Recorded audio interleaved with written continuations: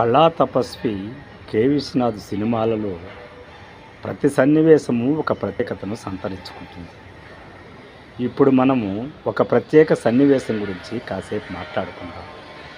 ముఖ్యంగా శంకరాభరణములో రాజ్యలక్ష్మికి పెళ్లి చూపుల కోసము చంద్రమోహను నిర్మలమ్మ వచ్చినప్పుడు సోమయాజులు గారి రియాక్షను చాలా అద్భుతంగా చిత్రీకరించాడు కళా తపస్వి కె. విశ్వనాథ్. అయితే అక్కడ పెళ్లి చూపుల్లో కూడా ఆ ఇంట్లో రాజ్యలక్ష్మి మంచి గాయని అనే సంగతి తెలిసేటట్టుగా ఆమె దగ్గర పాట పాడిస్తారు. అయితే ఆమె రిషభానికి వృషభానికి తేడా తెలియకుండా ఆ రిషభం అనేది ఎత్తేసిందనే దాంతో అగ్రహోదగ్రుడవుతాడు సోమయాజుల పాత్రధారి శంకర శాస్త్రి.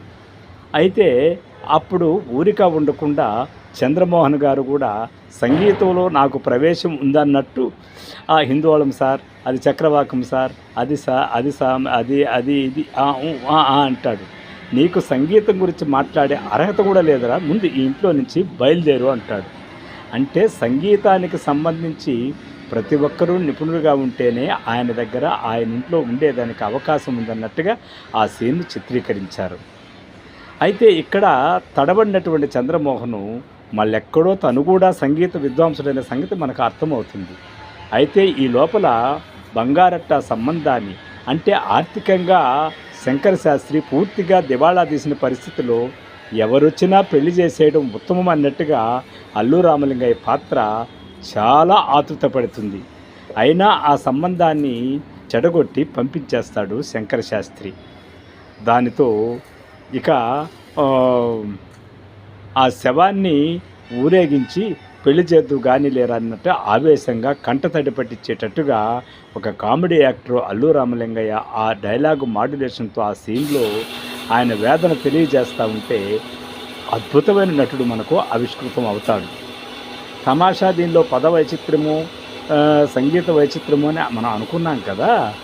ఇప్పుడు ఈ పాత్రధారి అయినటువంటి చంద్రమోహన్ గారు ఇక్కడ తడబడినప్పుడు ఆయన ఎక్కడో ఒక దుర్గామాత లాంటి గుడి దగ్గర అద్భుతంగా ఒక ఆలాపన చేస్తాడు వితౌట్ మ్యూజిక్. దాన్ని విన్నట్టు సోమయాజులు అద్భుతంగా ఆశ్చర్యపోయి, ఇలాంటి సంగీత పాండిత్యం ఉన్నటువంటి పిల్లవాడు మన ఇంటికి అల్లుడైతే ఎంత బాగుండని ఆశపడతాడు. అంటే తడబడ్డ అక్కడ చంద్రమోహన్ ఇక్కడ సంగీత విద్వాంసుడిగా తేలుతాడు. ఒక విధంగా రాజ్యలక్ష్మి పాత్రధారి అంతకుముందు పాట పాడుతుంది, అంటే ఆమె కూడా సింగరు. ఇక చంద్రమోహను అక్కడ తడబడినా మళ్ళీ పాట పడితే ఆయన సింగరు. ఇక శంకర శాస్త్రి సంగతి గురించి చెప్పాల్సిన అవసరమే లేదు. అట్లా శంకర శాస్త్రి కావచ్చు, చంద్రమోహన్ కావచ్చు, రాజ్యలక్ష్మి కావచ్చు, కె. విశ్వనాథ్ గారి సినిమాల్లో ప్రతి ఒక్కరూ సింగర్గా ఉండే పరిస్థితి తటస్థిస్తుంది. అయితే ఇక్కడ తడబడినటువంటి వాడు ఆడ అద్భుతమైన పాట ఎలా పాడాడు చంద్రమోహన్ అని మనకు సంగీతంలో సందేహం వస్తుందనే ఉద్దేశంతో నిర్మలమ్మ దగ్గర ఒక డైలాగ్ చెప్పిస్తాడు.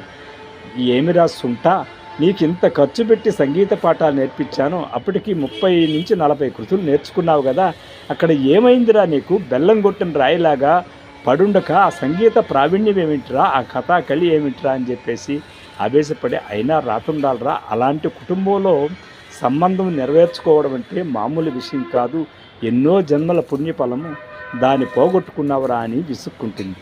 అయితే అలాంటి ఆయన దగ్గరే నేను మెప్పు పొందుతానని దుర్గామాత లాంటి ఒక గుడిలో ఆయన పాట పాడిన తర్వాత సోమయాజులు కూడా ఆశ్చర్యపోయి ఆ అబ్బాయిని అంగీకరిస్తాడు. ఇట్లానే ఆ సినిమాలో ఎత్తుకుంటే ఒక కామెడీ చేసినటువంటి వాడు కూడా ఏదో ఒక సంగీత జ్ఞానం ఉంటుంది.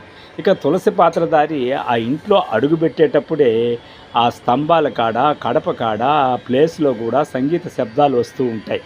ఇలాంటి ప్రతి పాత్రకి ఒక ఐడెంటిటీని సంగీతం ద్వారానే కల్పించినట్టు కె. విశ్వనాథ్ గారు ఇట్లా ఎన్నో సినిమాల్లో ఎన్నో ప్రయోగాలు చేశాడు. బహుశా ఈయన ఇన్స్పిరేషన్ వల్లేమో కానీ చిరంజీవి రుద్రవేణి సినిమాలో కె. బాలచంద్ర కూడా 3-4 పాత్రలు ఉంటే అందరి దగ్గర సంగీతం పాడిస్తాడు. ఆ ఇల్లే సంగీత కళాశాల అన్నట్టుగా ఆ ఇంట్లో ప్రతి ఒక్క వస్తువు సంగీతాన్ని పలకరిస్తుంది అన్నట్టుగా చిత్రీకరించడము బహుశా విశ్వనాథ్ గారి ప్రభావమేమో కావచ్చు. అయినా ఇట్లా ఇంత సంగీత నైపుణ్యం ఉన్నటువంటి పాత్రలు నడుపుతూ కూడా అక్కడ ఏదో ఖాళీగా కూర్చొని పెట్టి పాట అంటే పాట పాడించే ఉద్దేశం ఉండడు ఆయన. ప్రతి చోట పనిచేస్తూ ఆ పాటకు ఒక సార్థకత కల్పిస్తూ వాళ్ళు పాడే సమర్థులే అన్నట్టుగా చాలా సహజంగా న్యాచురల్గా చిత్రీకరించే విధానాన్ని కె విశ్వనాథ్ గారి ఎన్నో సినిమాల్లో మనం చూడవచ్చు.